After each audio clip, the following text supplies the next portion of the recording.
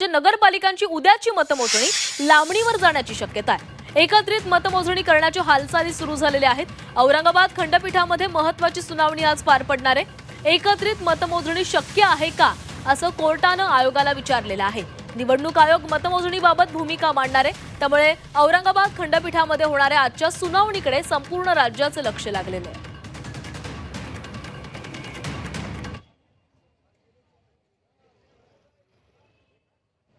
काल माननीय उच्च न्यायालयात आम्ही जी याचिका दाखल केली होती त्यावर सुनावणी झाली।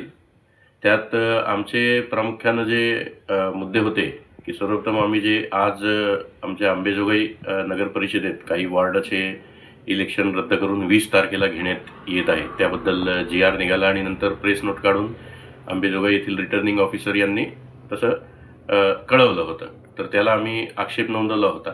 तर त्यात काल माननीय हायकोर्टात सुनावणी झाली आणि सुनावणीच्या दरम्यान काही मुद्दे उपस्थित केले। त्यात आमचं प्रमुखतः म्हणणं होतं की सर्व इलेक्शन 2 तारखेलाच घ्यावं, पण त्या मुद्द्यापुरता गृहीत न धरता माननीय कोर्टाने इलेक्शन कमिशनचे जे वकील होते त्यांना विचारणा केली की बाबा हे जे इलेक्शनचे निकाल आहे उद्या जे होणार आहे 2 तारखेला, आज जे होणार आहे आणि नंतर जे 21ला होणार आहे, त्याचे निकाल सोबत देता येईल का याबद्दल विचारणा केली आणि त्यावर त्यांची प्रतिक्रिया नोंदवण्यासाठी किंवा त्यांचं म्हणणं मांडण्यासाठी इलेक्शन कमिशनच्या वकिलांनी आजपर्यंत मुदत घेतली आहे आणि सदर मॅटर आज दुपारी 12:30 किंवा आजच्या दिवसभरात निघू शकते आणि त्यावर माननीय न्यायालय जे काही निर्णय होईल ते देण्याची शक्यता आहे।